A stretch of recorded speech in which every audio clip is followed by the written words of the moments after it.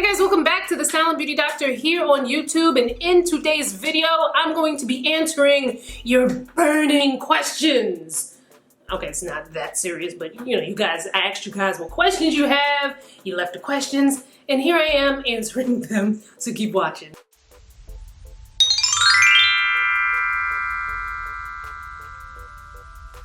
Alright, let's just get right into this, shall we? Okay, now first, thank you to everyone who left a question. I'm only able to get to some of them in this video, but hopefully, depending on how this does, maybe we'll do a Q&A once a month. You know, let me know what your thoughts are about that. Skincare Q&A.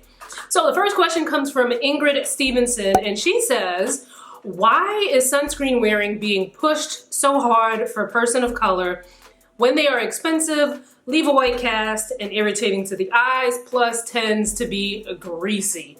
Well, Ingrid, when it comes to people of color, oftentimes things can be summed up with one word: racism. I mean, I say that as a joke, but sometimes, you know, you gotta laugh and joke to avoid falling into a deep, dark depression.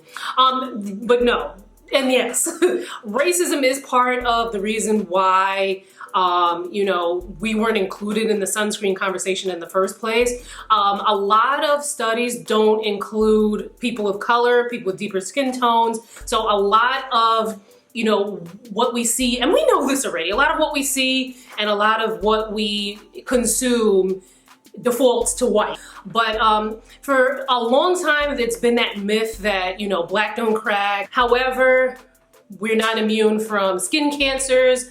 We're not immune from, you know, the negative effects of sun exposure, including, you know, the breakdown of collagen. Collagen's the protein in the skin that keeps the skin taut and snatched. You know, once that starts to break down, you know, the skin's not as tight and snatched as it once was. So there are many reasons why we need to be wearing sunscreen. A lot of us still don't. There's still that, you know, myth around that our ancestors didn't need sunscreen, but our ancestors also didn't have the type of environment that we have now. You know, the hole in the ozone layer, I can name one, the amount of pollution and, you know, all the other stuff that exists now in this atmosphere that our ancestors didn't have. Also, our ancestors tend to live to maybe the age of 40, and the average life expectancy rate now is somewhere in the 70s. So, you know, there are so many reasons why we need to be wearing sunscreen. So I do agree that it seems as if sunscreen wearage is being pushed very hard right now. And the answer to that is another one word: capitalism. So once these studies were shown that, you know, black people need to wear sunscreen as well, even though typically we aren't, and we're an untapped market, so you're going to be seeing that heavy push for black people to wear sunscreen. Now, it's possibly something that I'm not mad at, because we do need to be wearing sunscreen as well, so I'm not having conflict there. I do have to disagree. Sunscreens don't have to be expensive. Me, myself personally, like, I tend to steer away from some of the more expensive, like $30 and up sunscreens. I might dabble in them here and there, but on average, when I'm buying sunscreen, I'm buying the Olays, I'm buying the Neutrogenas, the L'Oreals. Heck, sometimes I'm even buying store brand. Like at Walgreens store brand, in-house brand, has sunscreens that are comparable to some of the, you know, the popular ones. And you can get those sometimes on sale for $2 for $5. So sunscreen doesn't have to be expensive. Not all leave a white cast. Now, typically mineral sunscreens do tend to leave a white cast, but there are some that are really, really nice that don't leave that white cast. I've tested a lot of them, so make sure you check out my mineral sunscreen for dark skin playlist. Chemical sunscreens in general don't tend to leave a white cast. I would say there may be very few and far in between chemical sunscreens that will leave that white cast on the skin. But some people have issues with chemical sunscreens because they can cause irritation and, you know, other issues. But we do have options on wearing sunscreens that don't cause the white cast. Irritating to the eyes is typical of, you know, sunscreens that contain the chemical filters like oxybenzone. Some people who, you know, feel that irritation can still use a chemical sunscreen, but they usually use the ones that don't have oxybenzone in it. But if you're someone that, like, even if you use a sunscreen that has like avobenzone as one of the UV filters and it still kind of stings your eyes, you may want to try a mineral sunscreen instead. And they don't have to be greasy at all. Some of them, yes, some of them are greasy, but there's a wide world of sunscreen. Sunscreen is not like I remember as a kid having to put sunscreen on and it was thick and it smelled funny and it was just not a pleasant experience. Sunscreens have come a long way. Not only that, you have sunscreens from other countries, like Korean sunscreens are amazing. A lot of them are geared towards those of us with oilier skin, and they're very lightweight. And you can even find American sunscreens that are very lightweight and don't feel heavy at all. So check out my sunscreen for dark skin playlist, and there's a specific mineral sunscreen for dark skin playlist. And then I have a blog post series on non-ashy sunscreens, which lists sunscreens that I've been trying out for years. So check that out. So next question comes from Diana, who says, hey Diana. She says, I have clearish skin, combo/oily, and kind of sensitive. Less pore issues since I've been inside more. I need to level up my daily routine. I'm getting older, 54. I currently only wash my face twice a day with Philosophy's Purity. Should I go full on to level up or go slow? Thank you in advance for any help you offer. Okay, so Diana, I gotta ask your question, answer your question with a question. You said you're only washing your face twice a day with Philosophy's Purity. Does that mean that you're only washing your face with that? Or is that only what you do in your routine? Because if only washing your face is what you're doing in your routine, I would definitely say that you gotta level up. You need a moisturizer in there, you need a sunscreen, you may need some sort of active or something to exfoliate with.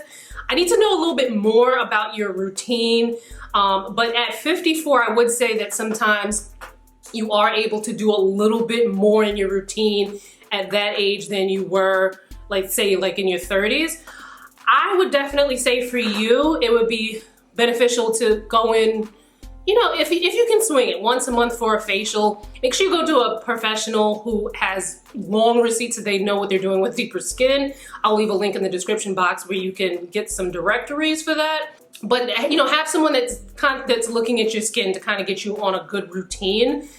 If you have no other like real issues, like there's no sagging skin, there's no loss of volume, there's no hyperpigmentation, there's no severe issue, I don't think that you would need to, you know, go so far as to see a dermatologist. It's good to go to a dermatologist for, you know, routine screenings, of course.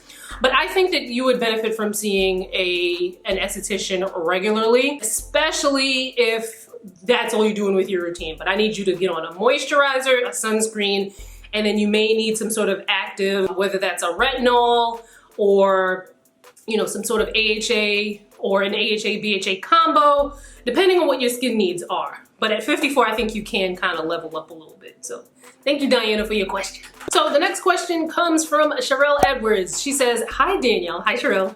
Thanks for doing this. What are your thoughts on adapalene and tranexamic acid for dark skin, used to heal acne and hyperpigmentation? I'm not sure if you used either, but which would you recommend as being more effective, adapalene or tretinoin for acne?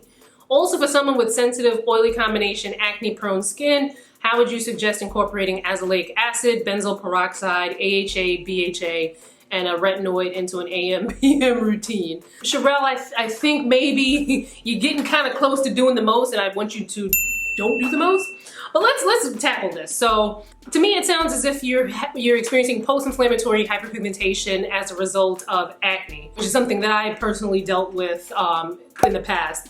Now, I wouldn't say that mine was bad. It was bad, but not anything that I needed to, you know, get some professionals involved. So typically with post-inflammatory hyperpigmentation, one of the first courses of treating it is to stop whatever is causing it. For me, it was acne, and it sounds like from what you had asked that acne might be what's causing your post-inflammatory hyperpigmentation as well. Now, because you jumped from adapalene, which is now available over the counter, it's called Differengel, to tretinoin, it's kind of making me think that maybe you have reoccurring acne, maybe similar to what I had. Maybe, you know, you might have it a little bit worse. Something like that. I have a video where acne expert Marie Claire Cates was on the channel, and we were discussing, you know, what your options are for dealing with acne. If you're doing things at home and you realize like after about 6 to 9 months you're on a consistent routine and nothing's really helping, that's usually the point where you want to see a professional. They'll be able to give you a good course of action on treating your acne, because it could be that neither one is appropriate for your situation. Now, as for the second part of your question, I would definitely go very slow when it comes to adding additional actives in your routine, because if you add a whole bunch of new things in at once and you have some sort of irritation or reaction, it's gonna be hard to pinpoint what did it. So I would definitely recommend going slowly and introducing one thing at a time. I don't think you're going to need all of these in your routine. I will definitely warn against using an AHA and BHA and a retinoid in the same session. I would alternate those, like maybe 2 nights a week you use the AHA and then the rest you use your retinoid. Or vice versa, but I wouldn't use them together because that can cause a lot of irritation and ouch. That can kind of weaken your skin's barrier, and you know, once that happens, you already said you have sensitive skin and acne prone skin, so you don't want extra irritation and inflammation in your skin.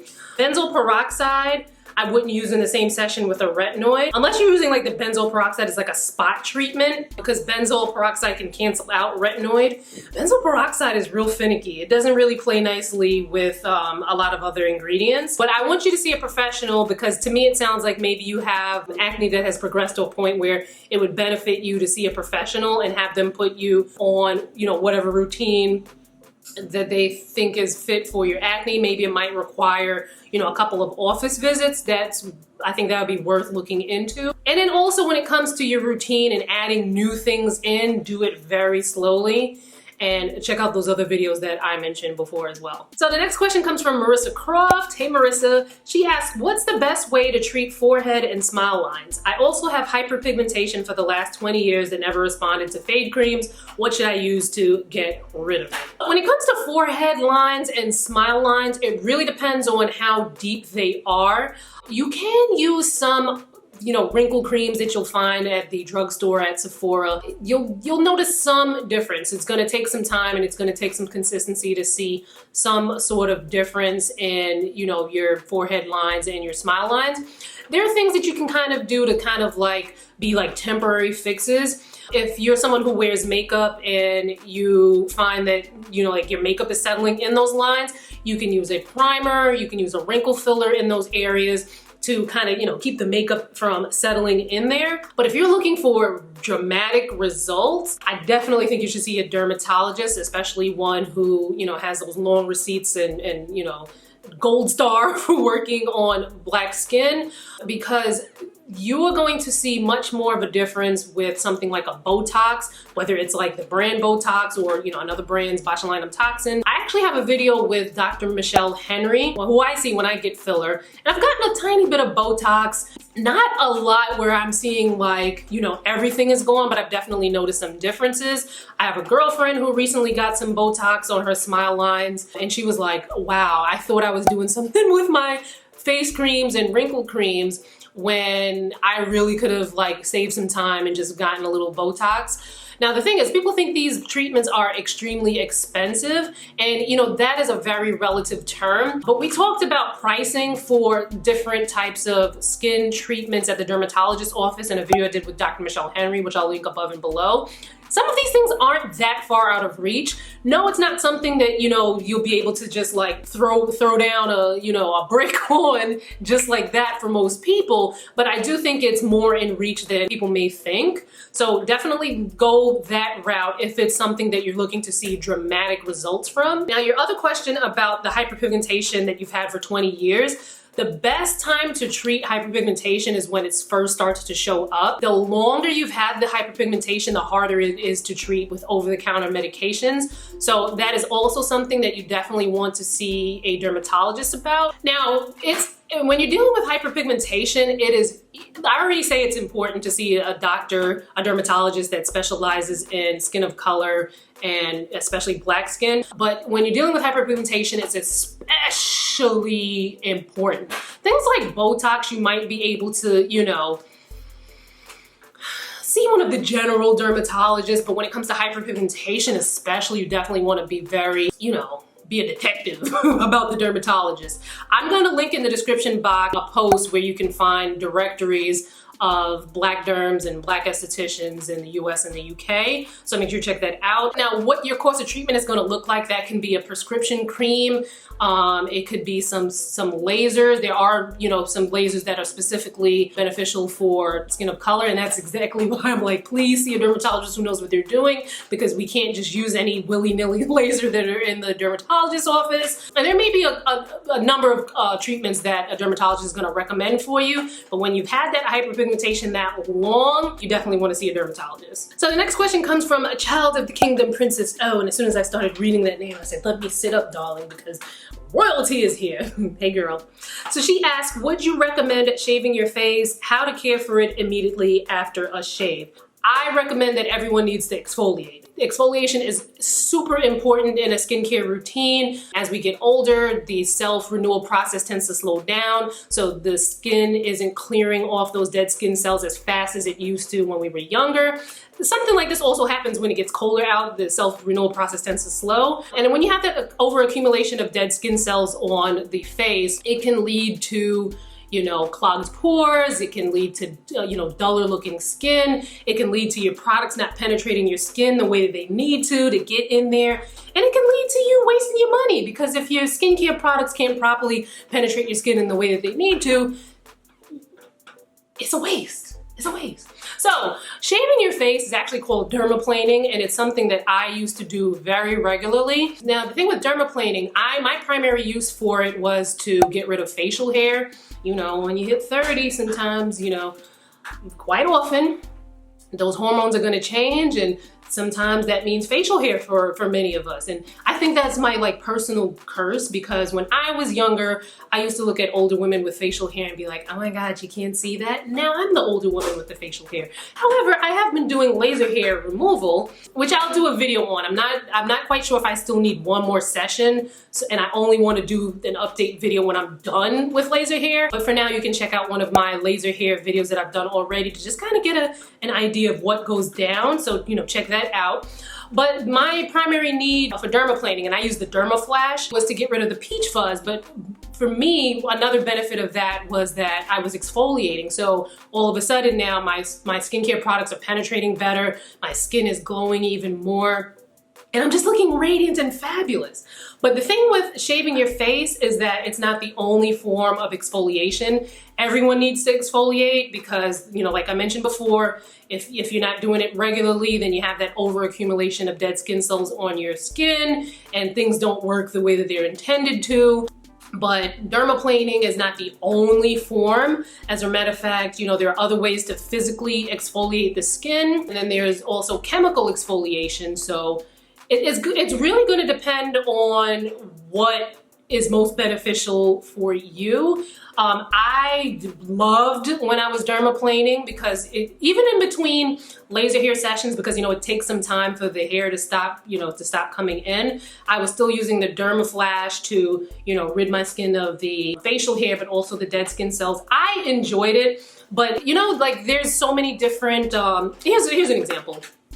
There's so many different cars, so many different car types, so many different car prices, sizes. There's luxury cars, there you know, family cars, things like that. Think of things in skincare the same way. Like there's so many options because, you know, people have, you know, different wants and needs and different things that they want to achieve with their skin. So I can't say that I would recommend it, because that sounds like that's the only vehicle of exfoliation that I would say to do, but I enjoyed when I did it, and I did that particular type of exfoliation for a specific reason. Normally I prefer to use a chemical exfoliator on my skin, but that Dermaflash, and you can mix both, but I would not use a chemical exfoliator too close after a physical exfoliation session. And then you asked me, well, how do you care for your skin immediately after a shave? I would be very gentle. No actives immediately after a shave, because, you know, you could have accidentally nicked yourself a little bit, something that you might not even be able to see, and then you go put, you know, an active ingredient on your skin, and then all of a sudden you're causing irritation, and then you have other issues to worry about. So I would definitely be very simple moisturizer, and then just kind of look at your skin, monitor your skin to make sure that you haven't irritated it. I haven't seen or heard of many horror stories with dermaplaning, but that does not mean that they aren't out there. But if you want to really get the most out of dermaplaning, a lot of estheticians offer it as a treatment. So you can do it at home, and then you can also see a professional as well. So hope that answered your question. So you guys asked lots of questions, and I tried to get to as many as possible. There were some repeats in there, but I'm kind of feeling like we should do a skincare Q&A every month. Let me know your thoughts on that below. If we should do a skincare Q&A more often, you know, get all chitty chatty. If you have questions that pertain to the questions that were answered in this video, leave those below as well. Basically, I'm just saying, get in the comment section, get all chitty chatty. It helps with my engagement. It helps with YouTube showing my videos in the algorithm. It just helps me to thrive, rise up, and overcome. And follow me on social. The links will be in the description box, because when I'm not here, I'm elsewhere on the internet spreading my cheer. And I'll see you in my next one. Bye, guys.